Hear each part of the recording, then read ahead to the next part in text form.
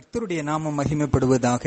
ஆண்டவரை நம்ம எப்பவுமே அன்புள்ளவரா, கிருபை உள்ளவரா, இரக்கம் உள்ளவரா, நமக்கு நன்மை செய்கிறவரா, நம்மை ஆசீர்வதிக்கிறவரா அப்படி பார்க்க தான் நமக்கு ஆசை.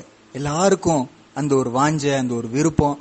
ஆண்டவர் என் மேல அன்பா இருக்கிறாரு, ஆண்டவர் எப்போ என்னை ஆசீர்வதிக்கிறாரு, நான் ஜெபித்த உடனே எனக்கு பதில் கொடுக்கிறாரு, இப்படி சொல்லதான் எல்லாருக்கும் ஆசை.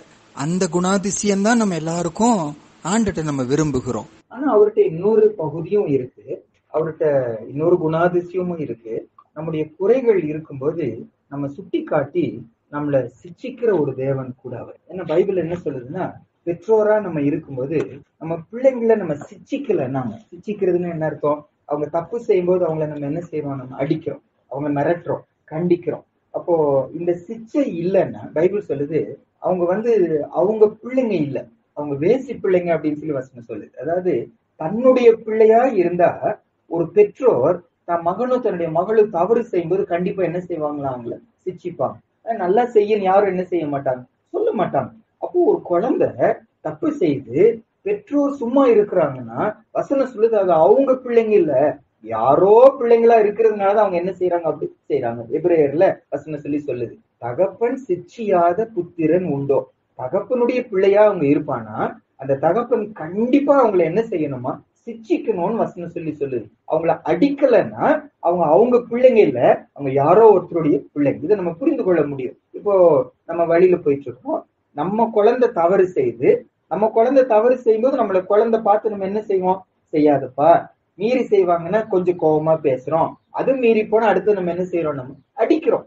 அதே இன்னொரு குழந்தை செய்யுது, அதே தப்ப இன்னொரு குழந்தை செய்யுது, அதை விட இன்னும் கொடூரமா செய்யுது, நம்ம அந்த குழந்தைய பார்த்து நம்ம என்ன செய்ய முடியாது?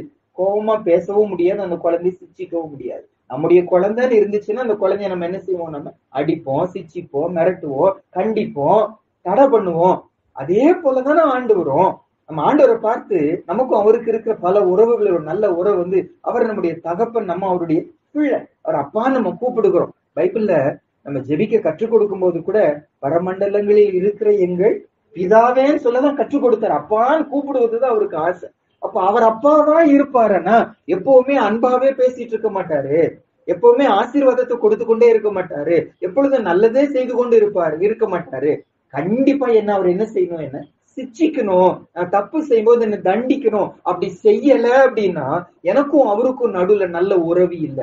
நான் நம்முடைய பிள்ளையா அவர் என்னை பார்க்கல, ஒரு கெஸ்டா தான் பாக்குறாரு, ஏதோ ஒரு அடிமையா தான் பாக்குறாரு, ஏதோ ஒரு நண்பனா தான் பாக்குறாரு. மகளை அவரால் என்ன செய்ய முடியல, பார்க்க முடியாது. பல நாமங்களில் ஒரு நாமம் பாருங்க, எசேக்கியேல் 7ஆம் அதிகாரத்துல 9ஆம் வசனத்துல ஏசப்பாக்கு ஒரு நாமம் இங்க சொல்லப்படுகிறதுங்க. எசேக்கியேல் 7ஆம் அதிகாரத்துல 9வது வசனம். எசேக்கியேல் 7ஆம் அதிகாரம் 9வது வசனம், 965வது பக்கம். எசேக்கியேல் 7ஆம் அதிகாரம் 9வது வசனம் வாசிப்பாங்க. என் கண் உன்னை தப்ப விடாது, நான் இறங்காமல் உன் வழிகளுக்கு தக்கதை உன்மேல் வர பண்ணுவேன், உன் அருவருப்புகளுக்கு தக்கது உன் நடுவில் வந்திருக்கும், அப்பொழுது அடிக்கிறவராகிய நான் கர்த்தர் என்று அறிந்து கொள்வீர்கள். ஆண்டவருக்கு இருக்கிற ஒரு பெயர், அவர் அடிக்கிற கர்த்தர். லார்ட் ஹூ ஸ்மைட்டத் யூ, உன்னை அடிக்கிற கர்த்தர் என்று சொல்லி ஏசப்பாக்கு ஒரு பெயர். இன்னைக்கு நம்முடைய தியானம் என்னன்னாங்க, பைபிள்ல இப்போ நாங்க இந்த பைபிள் ரீடிங்னு படிச்சுட்டு வரோம். அப்போ இன்னைக்கு படிச்ச ஒரு ரீடிங்ல ஆண்டவர் ஒருத்தரை அடிச்சாங்க அப்படின்னு ஒரு சம்பவத்தை அந்த இடத்துல வாசிக்கிறோம். இது எங்க வாசிப்போம்னா 2 சாமுவேல் 6ஆம் அதிகாரத்துல இந்த சம்பவத்தை நம்ம பாக்குறோம். நம்ம கொஞ்சம் அந்த வசனத்தை எடுத்துக்கொள்ள போறோம். 2 சாமுவேல் 6ஆம் அதிகாரத்துல அந்த சம்பவத்தை கொஞ்சம் வாசிச்சுட்டு அதுல நம்ம கற்றுக்கொள்ள வேண்டிய ஒரு சில பாடங்கள் உண்டு, நம்ம கற்றுக்கொள்ள போறோம். 2 சாமுவேல் 6ஆம் அதிகாரம் 10 வசனம் நம்ம சேர்ந்தே கூட வாசிச்சலாம். 2 சாமுவேல் 6ஆம் அதிகாரம் 1ஆம் வசனத்துல இருந்து 10ஆம் வசனம் வரைக்கும் நம்ம ஒரு தடவை வாசிச்சிடலாம். அதுல இருந்து ஒரு சில காரியங்களை நம்ம கற்றுக்கொள்ள போறோம். வாசிக்கலாம். எடுத்துட்டோமா? 2 சாமுவேல் 6ஆம் அதிகாரம் முதல் 10 வசனம். 2 சாமுவேல் chapter 6 verse 1 to 10 வாசிக்கலாம். பின்பு தாவீது இஸ்ரவேலர் எல்லாருக்குள்ளும் தெரிந்து கொள்ளப்பட்ட 30,000 பேரை கூட்டி கேருபீன்களின் நடுவே வாசமாய் இருக்கிற சேனைகளுடைய கர்த்தரின் நாமம் தொழுது கொள்ளப்படுகிற தேவனுடைய பெட்டியை பாலை யூதாவிலிருந்து கொண்டு வரும்படி அவனும் அவனோடு இருந்த அந்த ஸ்தலத்தாரும் எழுந்து போய் தேவனுடைய பெட்டியை ஒரு புது ரதத்தின் மேல் ஏற்றி அதை கிபியாவில் இருக்கிற அபினதாபின் வீட்டிலிருந்து கொண்டு வந்தார்கள். அபினதாபின் குமாரராகிய ஊசாவும் அகியோவும் அந்த புது ரதத்தை நடத்தினார்கள். அவர்கள் தேவனுடைய பெட்டியை ஏற்றி அதை கிபியாவில் இருக்கிற அபினதாபின் வீட்டிலிருந்து நடத்தி கொண்டு வருகிற போது அகியோ பெட்டிக்கு முன்னாலே நடந்தான். தாவீதும் இஸ்ரவேல் சந்ததியார் அனைவரும் தேவதாரு மரத்தால் பண்ணப்பட்ட சகலவித கீத வாக்கியங்களோடும் சுரமண்டலம், தம்புரு, மேளம், வீணை, கைத்தாளம் ஆகிய இவைகளோடும் கர்த்தருக்கு முன்பாக ஆடி பாடி கொண்டு போனார்கள். அவர்கள் நாகோனின் களம் இருக்கிற இடத்துக்கு வந்தபோது மாடுகள் மிரண்டு பெட்டியை அசைத்தபடியினால் ஊசா தேவனுடைய பெட்டியினிடமாய் தன் கையை நீட்டி அதை பிடித்தான். அப்பொழுது கர்த்தருக்கு ஊசாவின் மேல் கோபம் உண்டது. அவனுடைய துணிவி நிமித்தம் தேவன் அங்கே அவனை அடித்தார். அவன் அங்கே தேவனுடைய பெட்டி அண்டையில் செத்தான். அப்பொழுது கர்த்தர் ஊசாவை அடித்தது நிமித்தம் தாவீது விசனப்பட்டு அந்த ஸ்தலத்திற்கு இந்நாள் மட்டும் வழங்கி வருகிற பேரேஸ் ஊசா என்னும் பெயரிட்டான். தாவீது அன்றைய தினம் கர்த்தருக்கு பயந்து கர்த்தருடைய பெட்டி என்னிடத்தில் வருவது எப்படி என்று சொல்லி அதை தன்னிடத்தில் தாவீதின் நகரத்தில் கொண்டு வர மனதில்லாமல் கித்தியனாகிய ஓபேத் ஏதோமின் வீட்டிலே கொண்டு போய் வைத்தான். ஒரு வேதனையான ஒரு சம்பவம் இந்த சம்பவம். இஸ்ரவேல் ஜனங்களுக்கு ஒரு தேவாலயம், அந்த தேவாலயத்துல 3 பகுதியா பிரிஞ்சிருக்கோங்க. வெளிப்பிரகாரம், அதுக்கப்புறம் பரிசுத்த ஸ்தலம், அப்புறம் மகா பரிசுத்த ஸ்தலம்னு சொல்லிட்டு அந்த மகா பரிசுத்த ஸ்தலத்திலையும் உடன்படிக்கை பெட்டி இருக்குமா. அந்த உடன்படிக்கை பெட்டிக்கு மேல கேருபீன்கள் இருக்கும். அங்க இருந்துதான் ஆண்டவர் அவர்களோடு என்ன செய்வாரு, பேசுவாருங்க. இப்ப இந்த சூழ்நிலை என்னன்னா, பெலிஸ்தியருக்கும் இவங்களுக்கும் யுத்தம் வந்த போது ஏலியின் நாட்கள்ல இந்த உடன்படிக்கையை பெட்டிய பெலிஸ்தர் என்ன செஞ்சுட்டாங்க, பிடிச்சிட்டு போயிட்டாங்க. அதுக்கப்புறம் அந்த உடன்படிக்கையை பெட்டி அவங்க பிடிச்சிட்டு போனதுக்கு அப்புறம் அவங்க ஊர்ல ஆளுடைய கோபாக்கினை வருகிறது. எந்த இடத்துக்கு கொண்டு போனாலும் அங்க இருக்கிறவங்களுக்கு எல்லாம் மூல வியாதி வருகிறது, வியாதை வருகிறது, அழிந்து போகிறாங்க. அவங்க பயந்து என்ன செஞ்சுட்டாங்கன்னா, இந்த உடன்படிக்கை பெட்டி என்ன செய்யுது, இந்த ஆண்டவர் என்ன செய்யுது அப்படின்னு சொல்லிட்டு அவங்க சாமியார்கள் ஆலோசகர்கள் எல்லாம் ஆலோசனை கொடுக்கறாங்க. ஒரு புது வண்டி பண்ணி அந்த வண்டியில அதாவது குட்டி பிறந்த மாடுகள், என்ன சொல்லுவாங்க, கறவை மாடா என்ன சொல்லுவாங்க, குட்டி பிறந்த மாடுகளை அந்த குட்டியை பிரிச்சுட்டு அம்மா மாற அந்த மாடை வச்சு வண்டி கட்டி இந்த உடன்படிக்கை படி அதுல வச்சு விட்டுருங்க, கொஞ்சம் காணிக்கையெல்லாம் சொல்லுகிறாங்க, அதெல்லாம் வச்சு விட்டுருங்க. அது அவங்க தேசத்துக்கு போகும்னா இது அவங்க கடவுளால உண்டான வாதை என்று நம்ம என்ன செஞ்சுக்கலாம், நம்ம புரிந்து கொள்ளலாம்னு சொல்லுகிறாங்க. அதே மாதிரி நடக்கிறது. அந்த பெட்டி அந்த பக்கம் போறது. நம்ம அந்த ரொம்ப அந்த பின்னணியை பார்க்க டைம் இல்லை நமக்கு. அப்ப என்ன நடக்குதுன்னா, இந்த பெட்டிய அங்க ஒரு அபினதாப்னு ஒருத்தர் வீட்டுல என்ன செய்யறாங்கன்னா அந்த பெட்டியை வச்சிடுறாங்க. இஸ்ரவேல் தேசத்துக்கு அந்த முக்கியமான இடத்துக்கு அந்த பெட்டி இன்னும் என்ன செய்யலைன்னா சேரவே இல்லை. அதே இடத்துல இருக்கிறது. எத்தனை வருஷம், 20 வருஷம் அதே இடத்துல இருந்து விடுகிறது. இப்போ சவுல் ராஜா நாட்களில் எல்லாம் சீலோங்கிற இடத்துலதான் சாமுவேல் இருக்காரு.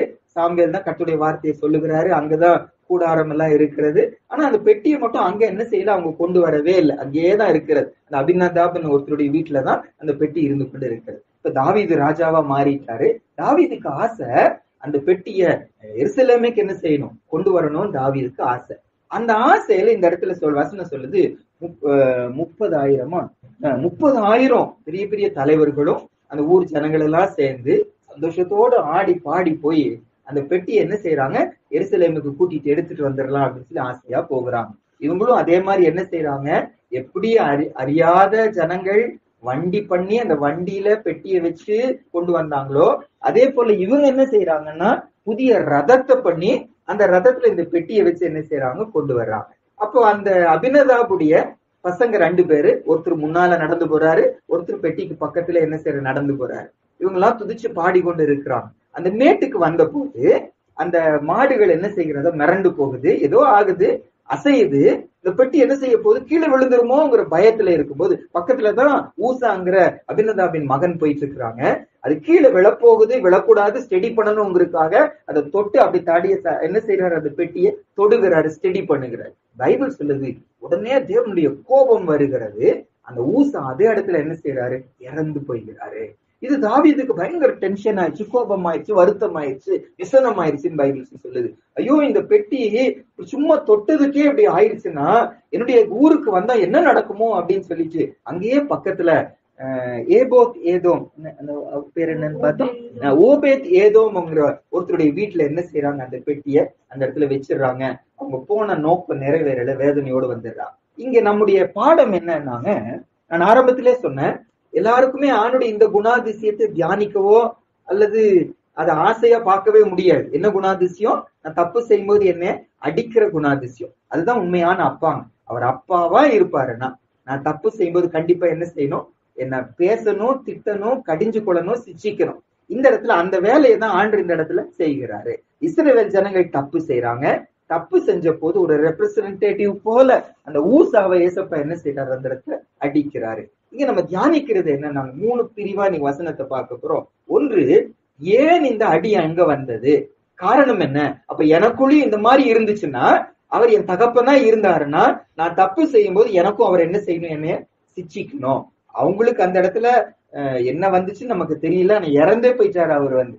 நம்ம லைஃப்ல எப்படி ஆண்டு என்ன செய்யறாரு நமக்கு தெரியாது. அது சின்ன வியாதியா இருக்கலாம், இப்ப இவனுக்கு ஏற்பட்டது போல ஒரு சின்ன விபத்தா கூட என்ன செய்யலாம் இருக்கலாம், அல்லது ஏதோ ஒரு இழப்பா இருக்கலாம். வேலையில நல்லா தைச்சிட்டு இருக்கணும், நல்லா தைக்கிறவங்க பேர் வருகிறது, அன்னைக்கு பார்த்தா என்ன தைச்சாலும் என்ன செய்ய மாட்டேங்குது, எனக்கு சரியா வர மாட்டேங்குது, ஏதோ ஒரு ஆண்டுடைய உதவி இல்லாம போனது போல. இதெல்லாம் ஆண்டுடைய சிச்சையா நான் பார்த்துட்டு, ஏன் ஆண்டவரே என்று சொல்லி ஆண்டவர் பார்த்து நம்ம சரிபடுத்திக் கொள்வதற்கு இது உதவியா இருக்கும். சரி, இங்க ஏன் இந்த சிச்சை வந்துச்சுன்னு சொல்லி சொல்லும் போதுங்க, இதோடைய பின்னணி என்னன்னா, இந்த உடன்படிக்கை பெட்டிய எப்படி செய்யணும்னாங்க, அதை ஒரு ரதத்துல என்ன செய்யக்கூடாது, வண்டியில என்ன செய்யக்கூடாது, வைக்கவே கூடாதுங்க. அதை அப்படியே தூக்கவும் கூடாது. அதுக்கு 4 சைட்லயும் வளையம் இருக்குமா. அந்த வளையக்குள்ள என்ன போடணும், ஒரு போல் சொல்றாங்க, குச்சிய அந்த வளையத்துக்குள்ள கோலை போட்டு 2 பக்கமும் போட்டு அதை லேவியர்கள் என்ன செய்யும், அது கோகாத்தின் புத்திரருங்கிற அந்த கூட்டம் மட்டும்தான் அதை என்ன செய்யணும், சுமக்கணும். ஆனா இவங்களும் என்ன செஞ்சுட்டாங்க, அதைய ஒரு வண்டியில என்ன செஞ்சுட்டாங்க, வச்சு கொண்டு போறாங்க. அடுத்தது அத ஆசாரியர் தான் என்ன செய்யணும், தொடணும். அது காரியங்களை ஏதாவது செய்ய வேண்டியது ஆசாரியர். அது ஆரோனின் குடும்பத்தை, லேவியர்ல ஒரு கூட்டம் ஆசாரியருங்க. அப்ப அந்த ஆசாரியர் தான் அதை என்ன செய்யணும், தொடணும். இந்த அபினதாபின் குடும்பத்தார் ஆசாரியர்கள் அல்ல, லேவியர்களாங்கிறது கூட ஒரு டவுட். ஆனா லேவியர்களா இருக்கலாம். ஒரு லேவியன் அந்த பெட்டி என்ன செய்யக்கூடாது, தொடக்கூடாது. ஆசாரியர்கள் தான் என்ன செய்யணும், தொடணும். இது தேவனுடைய நீதி, இது தேவனுடைய சட்டம். கர்த்தர் அன்னைக்கு வைத்த அவருடைய வசனத்தின்படி அவருடைய தீர்மானம் அது. இதை தெரியாதவங்க இல்ல, இவங்க வசனத்தை நல்லா அறிஞ்ச குடும்பங்கள் தான், வேதத்தை போதிக்கிற ஒரு குடும்பம் தான். தெரிஞ்சிருந்தும் அந்த சூழ்நிலைக்காக என்ன செய்யறாங்க, அதைய தொடுகிறாங்க. கர்த்தருடைய வார்த்தை என்ன செய்கிறாங்க, மீறுகிறாங்க. நல்லது போலதான் தெரிகிறது, அந்த பெட்டி கீழே விழ போகுது, தொட போறாங்க, நல்லது போலதான் தெரிகிறது. ஆனால் வார்த்தை அவங்க என்ன செய்யறாங்க, மீறுகிறாங்க. அப்போ முதல் பாடல்ல என்ன கற்றுக்கொள்ளுகிறோம், ஏன் அங்க சிக்ஷை வந்துச்சுன்னா, கர்த்தருடைய வார்த்தைய நன்மைக்காக என்ன செஞ்சாங்க, மீறினாங்க. உலகத்துல சொல்லுவாங்க, நல்லது நடக்கணும்னா கல்யாணத்தை பத்தி சொல்லுவாங்க. ஒரு கல்யாணத்தை எத்தனை பொய் சொல்லலாமா, 1000 பொய் கூட சொல்லி என்ன செஞ்சிடலாம், ஒரு கல்யாணத்தை நடத்தி வச்சிடலாம்னு சொல்லுவாங்க. ஆனா பைபிள் அந்த வார்த்தையை ஏற்றுக்கொள்ளவே இல்லை. பொய்யர் அனைவரும் 2ஆம் மரணத்துக்குள்ளதான், நரகத்துக்குள்ளதான் என்ன செய்வாங்க, போவாங்கன்னு சொல்லி பைபிள் சொல்லுது. இப்ப முதல் பாடம் நம்ம என்ன கற்றுக்கொள்ளுகிறோம் இதுல, நம்ம லைஃப்ல எப்ப கர்த்தருடைய அடி வருவதற்கு வாய்ப்பு இருக்குன்னா, வசனத்தை நாம் மீறும் போது. அதாவது இது நல்லதுக்காக சொல்லி நினைச்சு மீறுவது பல நேரம் நமக்கு இருதயத்தை என்ன செஞ்சிருவோம், நாங்க நியாயப்படுத்திக் கொள்வோம். இதை நல்லதுக்காக தாங்க செஞ்சேன், நான் உண்மை சொல்லியிருந்தா அவங்களுக்கு இப்படி நடந்திருக்கும், உண்மை சொல்லியிருந்தா இந்த இழப்பு வந்திருக்கும், உண்மை செஞ்சிருந்தா கெட்ட பேர் வந்திருக்கும், உண்மை சொல்லியிருந்தா இந்த மாதிரி நடந்திருக்கும்னு சொல்லி நியாயப்படுத்துவோம். ஆனா வசனம் சொல்லுது, அது என்ன சூழ்நிலை ஆனாலும் சரி, ஆண்டுடைய பிள்ளை வசனத்தை என்ன செய்யக்கூடாது, நம்ம மீறக்கூடாது. இது நமக்கு ஆண்டு கொடுக்கிற ஒரு கட்டளை, வார்த்தையை மீறக்கூடாது. ஒரு சில வசனம் வாசிக்கலாம் பாருங்க. 1 நாளாகமத்துல 15ஆம் அதிகாரம் 13, 14, 15 வாசிச்சலாம். அதாவது இதே சம்பவம் 1 நாளாகமத்துல 13ஆம் அதிகாரத்துல நீங்க பார்க்க முடியும். இது 1 நாளாகமம் 15ஆம் அதிகாரத்துல ஒரு வார்த்தை வாசிக்கிறாங்க. 1 நாளாகமம் 15ஆம் அதிகாரம் 13, 14, 15 வாசிக்கலாம். 1 நாளாகமம் 15ஆம் அதிகாரம் 13, 14, 15 524வது பக்கம். First Chronicles 15, 13, 14 and 15 வாசிக்கலாம். முதலில் நீங்கள் அதை சுமக்காதபடியினாலும் நாம் நம்முடைய தேவனாகிய கர்த்தரை நியாயமானபடியே தேடாதே போனபடியினாலும் அவர் நமக்குள்ளே அடி விழ பண்ணினார் என்றான். அப்படியே ஆசாரியரும் லேவியரும் இஸ்ரவேலின் தேவனாகிய கர்த்தரின் பெட்டியை கொண்டு வர தங்களை சுத்தம் பண்ணி கொண்டார்கள். பின்பு லேவி புத்திரர் கர்த்தருடைய வார்த்தையின்படியே மோசே கற்பித்த பிரகாரம் தேவனுடைய பெட்டியை அதன் தண்டுகளினாலே தங்கள் தோள் மேல் எடுத்துக்கொண்டு வந்தார்கள். பாருங்க, இந்த இடத்துல அவங்க அதை எப்படி செய்யாம போயிட்டாங்க. ஆனா அதுக்கப்புறம் மறுபடியும் அந்த காரியத்தை புரிந்து கொண்டு 3 மாசத்துல மனந்திரும்புதல் உண்டாகிறது. மறுபடியும் அவங்க சட்டப்படி என்ன செய்யறாங்க, அதை தோல்ல வச்சு சுமக்க ஆரம்பிக்கிறாங்க. அப்ப இங்க ஒரு வார்த்தையை சொல்லுகிறாங்க, நாங்க என்ன செஞ்சுட்டோம்னா 13ஆம் வசனத்துலதான் நம்முடைய தேவனாகிய கர்த்தரை நியாயமானபடியே தேடாதே போனபடியினாலும் நமக்குள்ளே அடி விழ பண்ணினார் என்றார். ஆண்டவரை தேடுகிறது தேவையானது. அந்த தேடுதலும் எப்படி இருக்கணுமா, நியாயமானபடியே இருக்கணும். சின்ன எக்ஸாம்பிள் பாருங்க. ஞாயிற்றுக்கிழமை வசனத்தின்படி அது யாருக்குரியதுன்னா கர்த்தருக்குரியது. பைபிள் ரொம்ப தெளிவா சொல்ற ஒரு சத்தியம்.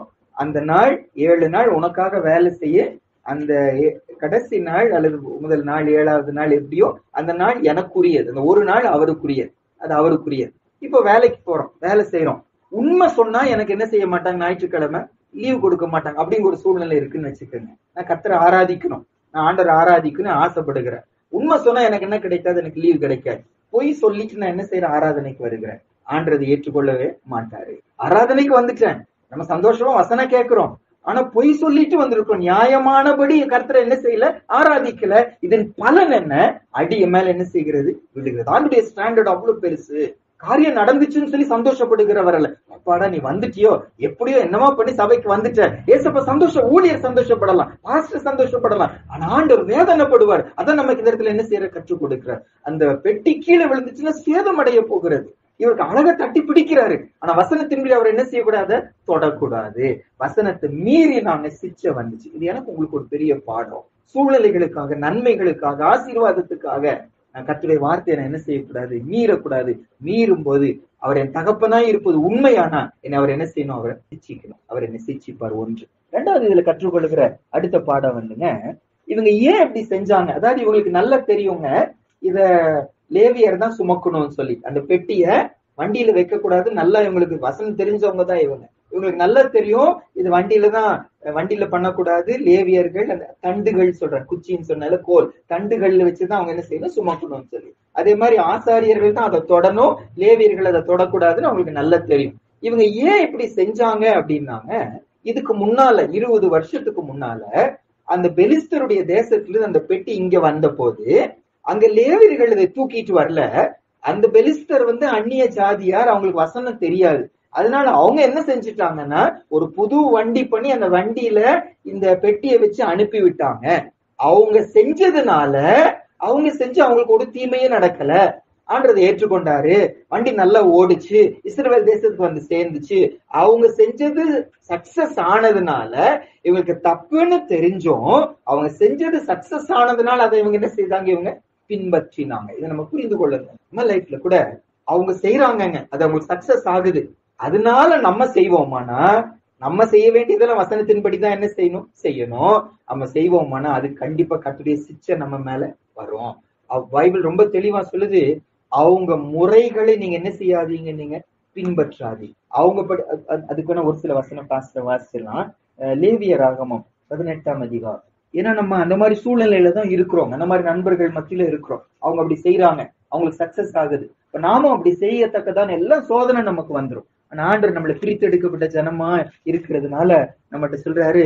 லேவியராகமம் 18ஆம் அதிகாரம் 3ஆம் வசனமும் 4வது வசனமும் வாசிக்கலாமாங்க. Leviticus 18:3 and 4. லேவியராகமம் 18ஆம் அதிகாரம் 3, 4. லேவியராகமம் 149வது. லேவியராகமம் 18ஆம் அதிகாரம் 3, 4 வாசிக்கலாம். நீங்கள் குடியிருந்த எகிப்து தேசத்தாருடைய செய்கையின்படி செய்யாமலும், நான் உங்களை அழைத்து போகிற கானான் தேசத்தாருடைய செய்கையின்படி செய்யாமலும், அவர்களுடைய முறைமைகளின்படி நடவாமலும் என்னுடைய நியாயங்களின்படி செய்து என்னுடைய கட்டளைகளை கை கொண்டு நடவுங்கள், நான் உங்கள் தேவனாகிய கர்த்தர். இந்த சத்தியம் திரும்பி திரும்பி பைபிள்ல வரும். இதே இல்ல 20ஆம் அதிகாரம் 23ஆம் வசனத்துல நம்ம வாசிக்க வேண்டாம், டைம் இல்ல நமக்கு. லேவியர் ராகமம் 20-23 நீங்க வாசிப்பீங்க. அடுத்து எரேமியா 10ஆம் அதிகாரம் 2ஆம் வசனத்திலையும் நம்ம வாசிப்போம். எரேமியா 10:2ஆம் வசனத்துல. புதிய ஏற்பாடுல மத்தேயு 6ஆம் அதிகாரம் 8ஆம் வசனத்துல அவர்கள் செய்கிறபடி நீங்கள் செய்யாதிருங்கள், அதாவது மைய வசனம் என்று சொல்லி சொல்லுவாங்க. அவர்கள் செய்கிறபடி நீங்க என்ன செய்யாதீங்க, நீங்க செய்யாதீங்க அப்படின்னு சொல்லி சொல்லுவாங்க. அப்ப இன்னைக்கு நம்ம ஆண்டவர் கற்றுக் கொடுக்குற 2வது பாடம் என்னன்னாங்க, மத்த ஜனங்க செய்யறாங்கிறதுனால, அவங்களுக்கு அது ஆசீர்வாதமானதுனால, அவங்களுக்கு நன்மை கிடைச்சதுனால, ஒரு தேவ பிள்ளை வசனத்தை மீறி நம்ம செய்வோமானா நமக்கு என்ன வரும்? நமக்கு சிச்சை வரும். இப்ப இந்த பாவத்துக்குள்ள இவங்க போனதுக்கு காரணம் என்ன? சத்தியம் தெரிஞ்சிருந்தும், அது தாவீது ஆண்டவரோடு நெருங்கி இருக்கிற ஒரு மனுஷன், ஆனாலும் பெலிஸ்தர் செஞ்சு சக்சஸ் அடைஞ்சாங்க. அது அவங்க சாதாரண வண்டி தான், இவங்களை என்ன வச்சுட்டாங்களாம்? ரதம் வச்சுட்டாங்களாம். இன்னும் ஸ்பெஷலா வண்டி செஞ்சுட்டாங்க. ஆண்டு ஏற்றுக்கொள்வாரோ? ஆண்டதை என்ன செய்யலாத ஏற்றுக்கொள்ளல, அவருடைய கோபம் பற்றி எரிந்தது என்று சொல்லி நம்ம கூட உலக மக்கள் மத்தியில இருக்கிறோம். அவங்க நீதி வேற, நம்முடைய நீதி வேதத்தின் நீதி தான். அவங்க நல்லது நடக்கிறதுக்காக என்ன வேணா அவங்க செய்வாங்க. நம்ம அப்படி அல்ல, வசனத்தின்படிதான் என்ன செய்யணும்? நம்ம வாழணும். உலக மக்கள் போகிற பைபிள் சொல்லுது, இந்த பிரபஞ்சத்துக்கு ஒத்த நீங்க என்ன செய்யாதீங்க, நீங்க வேஷம் தெரியாதீங்க. அந்த உலகத்திலிருந்து உங்களை நான் என்ன செஞ்சுட்டேன்? நான் பிரித்து எடுத்துட்டேன். சபைன்னு சொல்லி சொல்லுகிறோம், சர்ச்சுன்னு சொல்றோம், சபைன்னு சொல்லி சொல்றோம். இந்த சபைங்கிற வார்த்தைக்கே அர்த்தம் என்னன்னாங்க, உலகத்திலிருந்து வெளியே அழைக்கப்பட்டவர்கள் என்று அர்த்தம். உலகத்துலதான் இருந்தோம், உலக வழியில போயிட்டு இருந்தோம். ஏசப்ப ஒரு நாள் நம்மளை சந்தித்தார். ஒவ்வொருத்தரும் ஒவ்வொரு வித்தியாசமா சந்திக்கிறார். நம்ம உங்க குடும்பங்கள்ல ஒரு குழந்தை பாக்கியத்தை கொடுத்து கர்த்தர் சந்திக்கிறார். ஒவ்வொருத்தரும் வித்தியாசமா சந்திக்கிறார். ஆனா நம்மள சபையில கர்த்தர் கொண்டு வந்து சேர்க்கிறார். எதுக்காக? அந்த வார்த்தைக்கு அர்த்தம் என்ன? உலகத்திலிருந்து கர்த்தர் நம்மள என்ன செஞ்சாரு? பிரித்து எடுத்துட்டாரு. மறுபடியும் அதே வழியில நம்ம என்ன செய்யக்கூடாது? போக கூடாது. ஏசப்பா என்ன பிரித்து எடுத்துட்டாரு. அதுக்கும் நமக்கு சம்பந்தம் இல்ல. அவங்க சாங்கியம் பண்ணுவாங்க, சம்பிரதாயம் பண்ணுவாங்க, என்னெல்லாம் செய்வாங்க. நாங்க அதுல இருந்து ஏசப்பா நம்மள என்ன செஞ்சுட்டாரு? பிரித்து எடுத்துட்டு வந்துட்டாரு. நம்ம அந்த வழியில போகும்போது கர்த்தருடைய பிள்ளையா இருக்குது உண்மையானா, அவர் நம்ம அப்பாவா இருப்பாருன்னா அதுக்குரிய சிச்சை கண்டிப்பா என்ன செய்வார்? ஆண்டவர் கொடுப்பார். சிச்சை கொடுத்து நம்மளை அழிக்கிறதுக்காக இல்ல. ஒரு பெற்றோர் வந்து பிள்ளைய அடிக்கிறாங்கன்னா கொல்றதுக்காக என்ன செய்கிறது? ஏன் அடிக்கிறாங்க? அந்த குழந்தை அதை என்ன செய்யணும்? உணர்ந்து கொள்ளணும். இது தப்பு, இது அப்பாவுக்கு பிடிக்கல, அந்த குழந்தை புரிஞ்சு மனம் திரும்பணும்னு செய்யணும். அதே தானே ஆண்டவர் எனக்கு ஒரு சிச்சை கொடுப்பாருன்னா என்னை அழிக்கிறதுக்காக அவர் செய்யல, என்னை மனம் திரும்ப வைப்பதற்காக ஏசப்பா அதை செய்கிறார். 2வதுங்க. 3வது, இதுல என்ன இன்னொன்னு கற்றுக்கொள்ளணும்னா, அந்த அந்த பகுதிக்கு வாங்க. 1 சாமுவேல் நம்ம வாசிச்சோம்லங்க, இந்த பாவத்தை குறித்து அந்த பகுதியில சொல்லும் போது 2 சாமுவேல் 6ஆம் அதிகாரத்துல ஏன் ஆண்டவர் அடிச்சார் என்று சொல்லி 7ஆம் வசனம். 2 சாமுவேல் 6ஆம் அதிகாரம் 7வது வசனம். 2 சாமுவேல் 6ஆம் அதிகாரம் 7வது வசனம். 2 சாமுவேல் 6ஆம் அதிகாரம் 7வது வசனம். ஆண்டவர் அங்க ஒரு காரணத்தை சொல்லுகிறார், வாசிக்கலாம். அப்பொழுது கர்த்தருக்கு ஊசாவின் மேல் கோபம் உண்டது, அவனுடைய துணிவின் நிமித்தம் தேவன் அங்கே அவனை அடித்தார், அவன் அங்கே தேவனுடைய பெட்டி அண்டையில் செத்தான். ஒரு காரணத்தை ஏசப்பா சொல்றார். ஏன் அடித்தாரா? என்னன்னு போட்டிருக்க அந்த இடத்துல? அவனுடைய துணிவின் நிமித்தம். துணிவுன்னா என்ன அர்த்தம்? துணிச்சல் சொல்றாங்க இல்லைங்க, துணிச்சல்னு சொல்றாங்க. இப்போ நம்ம எல்லாருடைய லைஃப்லயும் பாருங்க, ஆரம்பத்துல ஆண்டு சமூகத்துக்கு வரும்போது, ஆண்டு காலத்துல ஈடுபடும் போது பயம் இருக்கும் நமக்கு இல்லைங்க. ஆண்டு சமூகத்துக்கு வரும்போது, ஜெபிக்கும் போது, சபைக்கு போகும்போது ஒரு நடுக்கம் இருக்கும், ஒரு பயம் இருக்கும். இப்போ சும்மா சின்ன எக்ஸாம்பிள், இப்போ சர்ச்சுன்னு வச்சிருக்கீங்க, நம்ம சபைக்கு போறோம்னு வச்சு 9 மணிக்கு சபை அப்படின்னு சொல்லி சொல்லுவாங்கன்னா, ஆரம்பத்துல 9 மணிக்கு முன்னாலே என்ன செஞ்சிடணும்? போகணும்னு ஆசையா இருக்கும். 8:45 8:50 உள்ள போய் உட்காந்து ஒரு வேளை உட்காந்து. ஆனா நாட்கள் செல்லுகிறது, காலங்கள் செல்லுகிறது, கூட வர்றவங்க எல்லாம் பாக்குறோம். நம்மளோட பெரிய பெரிய தலைகள் தான் என்ன செய்யறாங்க? 10 மணிக்கு வராங்க, 11 மணிக்கு வருகிறாங்க. நமக்கும் நாட்கள் செல்ல செல்ல ஒரு அந்த மாதிரி ஆணுடைய சமூகத்தை அசட்ட பண்ண ஒரு துணிச்சல் நமக்கு என்ன செஞ்சிருது? வந்து விடுது. அவங்களே லேட்டா வர்றாங்க, நான் சீக்கிரம் போய் என்ன நடக்க போகுது, நமக்குள்ள ஒரு உணர்வு வந்து. அதோட நேரத்தில் ஆண்டவர் சொல்றாரு, அவனுடைய துணிச்சலின் நிமித்தம் ஆண்டவர் அவன் என்ன செய்தார்? அவனை அடித்தார். என்ன அர்த்தம்னாங்க, இது யாரு? இந்த மகன் யாரு? ஊசா யாருன்னா, அவங்க வீட்டிலேயே இந்த உடன்படிக்கையை பெட்டி என்ன செஞ்சிருக்கு? இருந்திருக்கு. கண்ண முன்னால வீட்டுக்குள்ள தங்கத்துல தகதகன்னு பண்ணப்பட்ட அந்த உடன்படிக்கை ஆரம்பத்துல பார்க்கும்போது நடுக்க இருக்கும், பயம் இருக்கும். டெய்லி பார்த்துட்டே இருக்க இருக்க இருக்க என்ன ஆயிரும்னா பழகி போயிரும். அதை அசால்ட்டா என்ன செஞ்சிருது, மாறி விடுகிறது. அந்த துணிவு தான், அந்த துணிச்சல் தான் அவர் தைரியமா அதை என்ன செஞ்சிருது, அதை தொட வச்சு. இன்னைக்கு நம்முடைய லைஃப்ல கூட ஆண்டவர் நம்மோட அன்பா பேசுறாரு, கிருபையா பேசுறாரு, அழகா நடத்துறாரு, நம்ம அளவுக்கு இறங்கி வர்றாரு. நம்மளையும் ஒரு பொருட்டான்னு நினைச்சு சோர்ந்து போகும், ஏன் மகனை சோர்ந்து போயிருக்கேன்னு பேசுறாரு. இது ஒரு துக்கத்தோட வந்து உட்கார்றோம். அப்போ ஒரு வசனம் வருது, நமக்கு ஆறுதலா வருகிறது. அவ்வளோ அன்பா தன்னை தாழ்த்தி வருவதனால அவரை நம்ம அசால்ட்டா நம்ம நடத்தக்கூடியவர் அவர் அல்ல. அவர் கனத்துக்குரியவர். அவருக்குரிய கனத்தை கண்டிப்பா என்ன செய்யணும், நம்ம கொடுக்கணும். பாருங்க, இந்த இடத்துல துணிவுன்னு போடப்பட்டது. ஒரு சில ஆங்கில மொழிபெயர்ப்புல என்ன போட்டிருக்குனாங்க, he did not honor அப்படின்னு போட்டிருக்கு. அவர் தேவனை என்ன செய்யலையா, அவர் ஹானர் பண்ணல. தேவனை அவர் என்ன செய்யல, கனப்படுத்தல.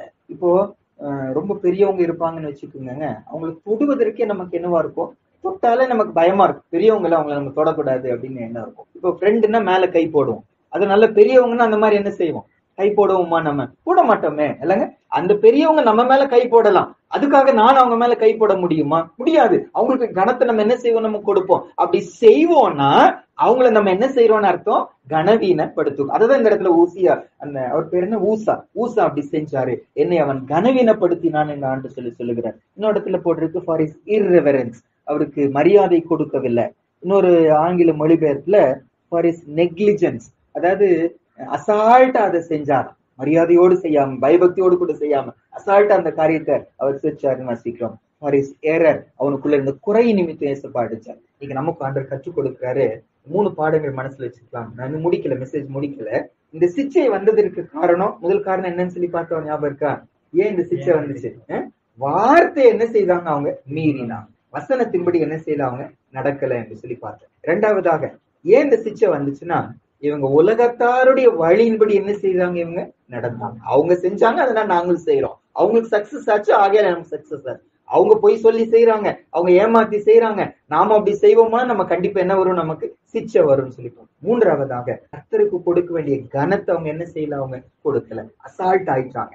நாட்கள் செல்ல செல்ல செல்ல செல்ல நமக்கு ஆண்டவர் மேல மரியாதை அதிகமாகிறதோ, அல்லது நாட்கள் செல்ல செல்ல அவர் அவமரியாதை பண்ணுகிறவங்களா இருக்கிறோமா? ஆண்டவரே, வர வர உங்க மேல இருக்க அன்பு அதிகமாகணும், மரியாதை அதிகமாகணும், குறைஞ்சு போயிடக்கூடாது. அவர் நம்மோட எவ்வளவு க்ளோஸா வரட்டும், அவர் நம்மோட எவ்வளவு அன்பா பழகட்டும், எனக்கு அவரை கொடுத்த மரியாதை எப்போ என்ன செய்யணும், இழந்து போயிடவே கூடாது. ஆண்டவர் உண்மை கனவீனப்படுத்துகிறவனா நான் வாழக்கூடாது, எனக்கு நீங்க கிருபை கொடுங்க. 1. 2வதுங்க, இந்த தாவீது லைஃபை வச்சு கூட, இந்த சம்பவத்தை வச்சு நம்ம கற்றுக்கொள்ள வேண்டிய 2 முக்கியமான பாடங்கள் உண்டு. இது அதை 2வத பார்க்கணும். தாவீது குறித்து ஏசப்பா சொல்லும் போது, அவன் என்னை இருதயத்துக்கு ஏற்றவன் சொல்லி சொல்லுகிறார். a man after my heart அப்படின்னு என்ன அர்த்தம்னாங்க, என் இருதயத்தை புரிஞ்சு நடக்கிறவன் என்று அர்த்தம். ஏசப்பாக்கு தாவீது மேல, தாவீது ராஜா மேல அவ்வளவு ஒரு சந்தோஷம், அவ்வளவு ஒரு அன்பு. சவுல் ராஜாவை தள்ளி விட்டு என் இருதயத்துக்கு ஏற்றவன நான் தெரிந்து கொள்ள போறேன்னு சொல்லி தாவீது ஏசப்பா தெரிந்து கொண்டார். அவ்வளவு ஆண்டவரோடு நெருங்கி இருக்கிற ஒரு மனுஷன். ஆனா இந்த இடத்துல நீங்க கவனிச்சு பார்த்தாங்க, இந்த சம்பவம் நடக்கிறது. என்ன சம்பவம் நடக்கிறதுனா, 20 வருஷமா அந்த அவங்க வீட்டுல இருக்கிறது. அந்த வீட்டுல இருந்து இதை என்ன செய்யறாரு, கொண்டு வர போகிறார்.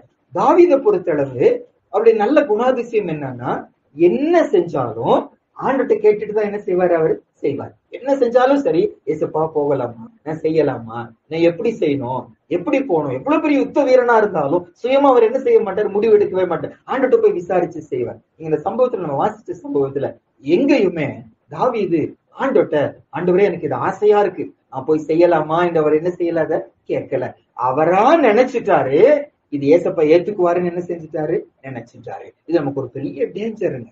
ரொம்ப நாள் ஆகுறதுனால, பழகிறதுனால, அல்லது ஒரு சில காரியம் நமக்கு நல்லதுன்னு தெரிகிறதுனால ஆண்டு ஏற்றுக்கொள்வார் என்பது அல்ல. அவர் சித்தத்தை தான் என்ன செய்யணும், நம்ம செய்யணும். அதுதான் கேள்வி. பைபிள்ல மத்தேயு 7ஆம் அதிகாரத்துல தானே ஒரு குஷ்டரோகி ஏசப்பாட்ட வர்றாரு. ஏசப்பாட்ட 8ஆம் அதிகாரத்துல நினைக்க 8ஆம் அதிகாரத்துல ஒரு குஷ்டரோகி ஏசப்பாட்ட வர்றாரு. அந்த மலை பிரசங்கம் முடிச்சு மேல இருந்து இறங்கி வருகிறாரு.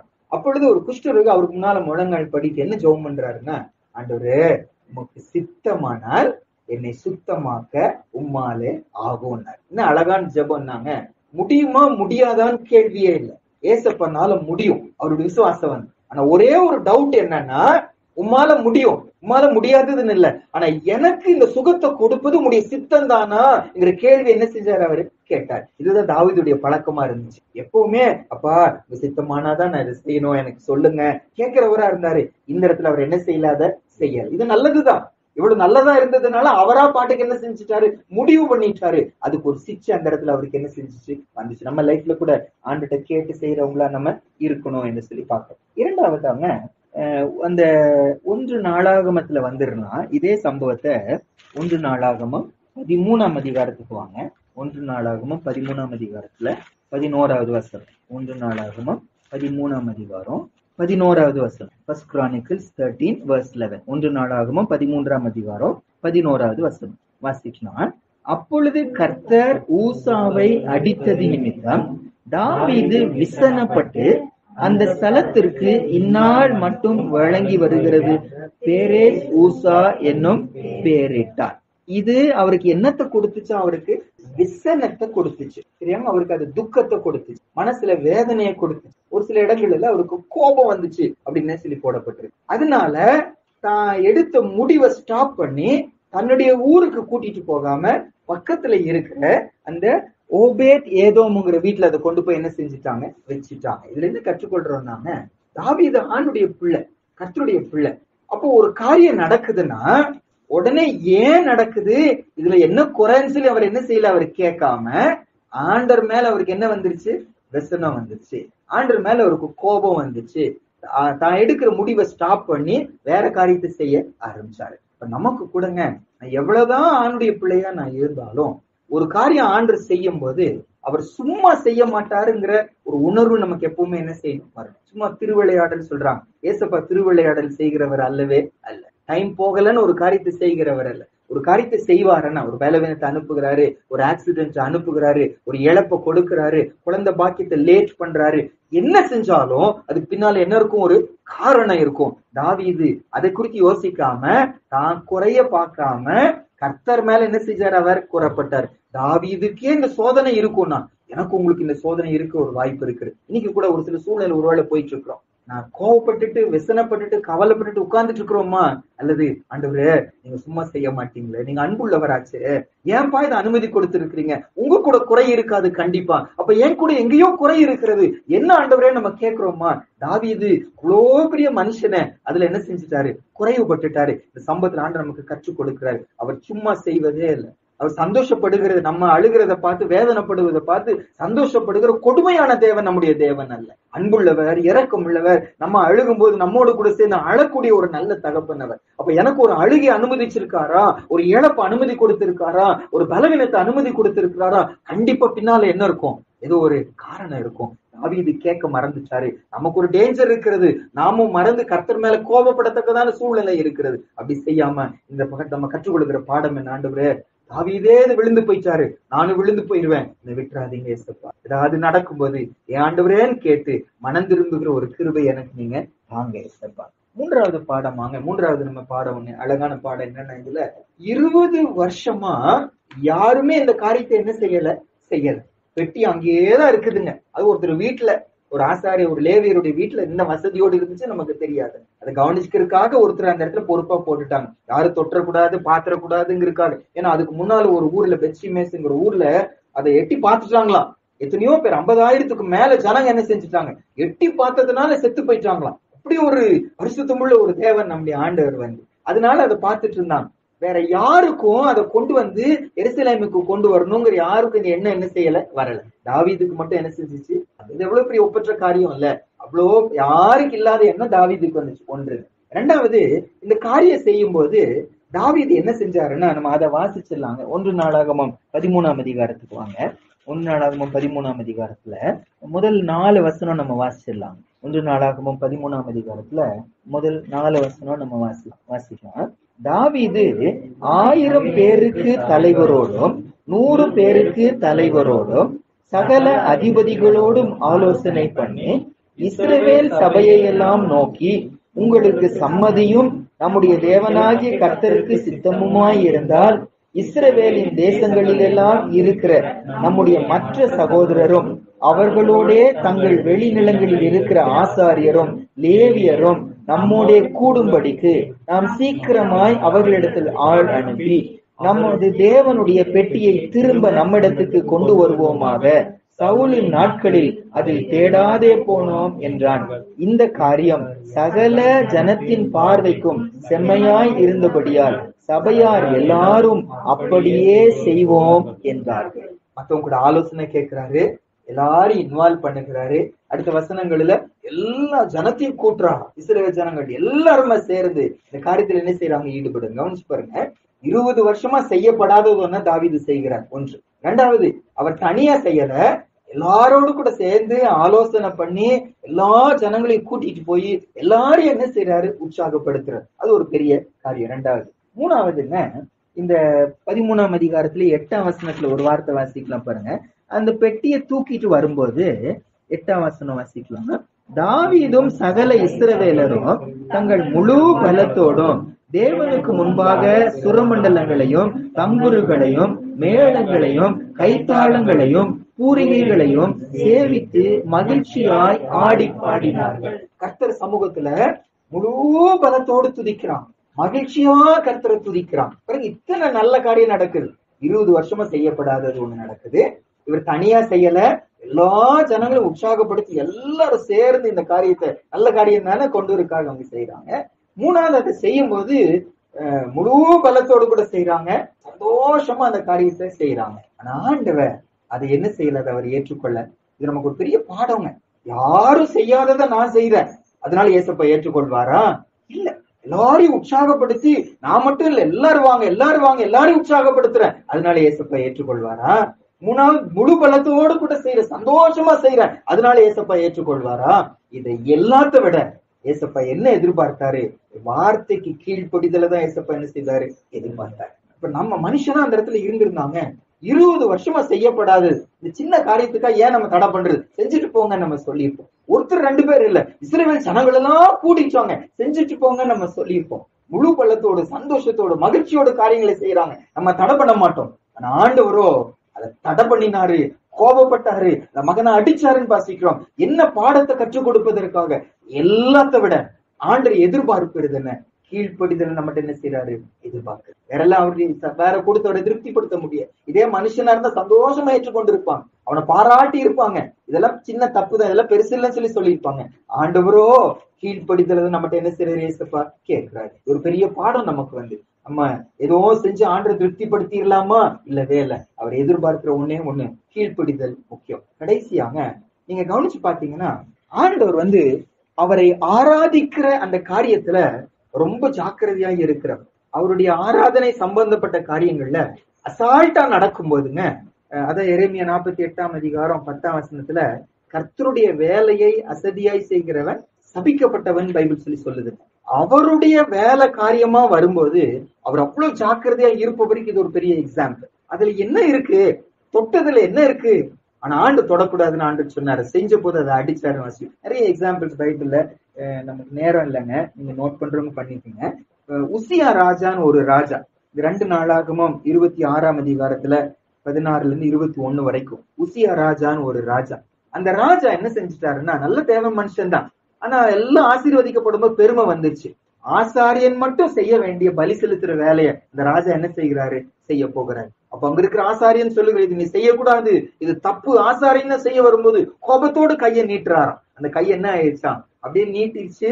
இல்ல அவருக்கு குஷ்ட ரோகம் வந்துச்சு. இந்த இடத்துல நம்ம வாசி, இந்த உசியா ராஜா பலி செலுத்தினாரு, ஆசாரியன் செய்ய வேண்டிய வேலையை செஞ்சாரு, உடனே அவருக்கு என்ன வந்துச்சு, குஷ்ட ரோகம் வந்துச்சுன்னு வசனத்துல வாசி. லேவியராகமம் 10ஆம் அதிகாரத்துல இந்த ஆரோனுடைய 2 பசங்க, நாதாப் அபியூன்னு 2 பசங்க இருக்காங்க. இவங்க என்ன செய்யறாங்கன்னா, ஆண்டவர் கட்டளையிடாத ஒரு அந்நிய அக்கினியை கொண்டு தூபப்பீடத்துல வச்சாங்களாம். பைபிள் சொல்லுது, உடனே ஆண்டு சமூகத்துல அக்கினி அவங்களை என்ன செஞ்சுச்சு, அவங்கள பச்சை திருச்சுன்னு வசனம் சொல்லி. ஆண்டர் அக்கினியை பத்தி கட்டளை கொடுக்கவே இல்லை, எப்படி செய்யணும்னு இன்னும் சொல்லவே இல்லை. இவங்களா உற்சாகப்பட்டு இவங்களா தங்க இஷ்டப்பட்டு ஒரு காரியத்தை செஞ்சாங்க.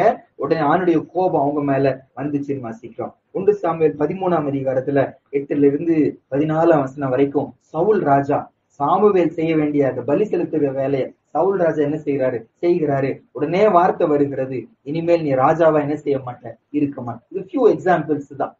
நம்ம இப்ப வாசிச்சது யாரை பத்தி வாசிச்சோம், அந்த ஊசாங்கிறவரை பத்தி வாசிச்சோம். கர்த்தருடைய ஆராதனை காரியங்களில் அசால்ட்டா இருந்தாங்க. உசியா ராஜா அந்த ஆராதனை காரியங்கள் அசால்ட்டா இருந்தாங்க. நாதாப் அபியூ ஆராதனை காரியங்களில் அசால்ட்டா இருந்தாங்க. சவுல் ராஜா இந்த காரியத்துல அசால்ட்டா இருந்த போது தேவ கோபம் வந்துச்சுன்னு வாசிக்கும். எனக்கு உங்களுக்கும் கர்த்தரை ஆராதிக்கிற விஷயத்துல, சபை காரியங்களில எனக்கு உங்களுக்கு ஒரு எச்சரிப்பு தேவை என்பது இந்த சம்பவம் நமக்கு சுட்டி காட்டு. கர்த்தருடைய காரியம், மகாதேவனுடைய காரியம். உலக விஷயத்துல எவ்வளவு ஜாக்கிரதையா இருக்கிறாங்களே. ரொம்ப நாள் முன்னாள் திருப்பூர்ல தாங்க அங்க சபை கூடுகிற கட்டடம் கட்டிட்டு இருக்கிறோம். ஆயிட்டு இருக்கும்போது அங்க தண்ணி ஊத்துற ஒரு ஐயா, நான் முடிச்சிட்டேன், கடைசிக்கு வந்துட்டேன். தண்ணி ஊத்துற ஐயா வண்டி எடுத்துட்டு வருவாருங்க. அவ்வளவு வெயில், அங்க வந்து தண்ணி வந்து வந்து வந்து மாட்டு வண்டி வந்து கொண்டு வந்து ஊத்துறாரு.